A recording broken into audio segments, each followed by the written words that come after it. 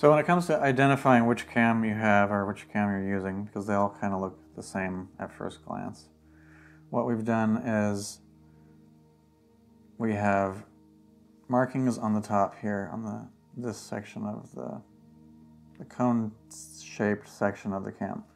So there's dots that identify the stroke profile, and then there are lines that identify the stroke length. So, for example, on this cam we've got 3 dots, and then there are 3 lines. So this cam is a 33% 4.2 millimeter cam. So the 1 dot represents 20%, 2 dots represents 28%, 3 dots represents 33%, and 4 dots represents 40%. So it's pretty easy to remember once you've learned it.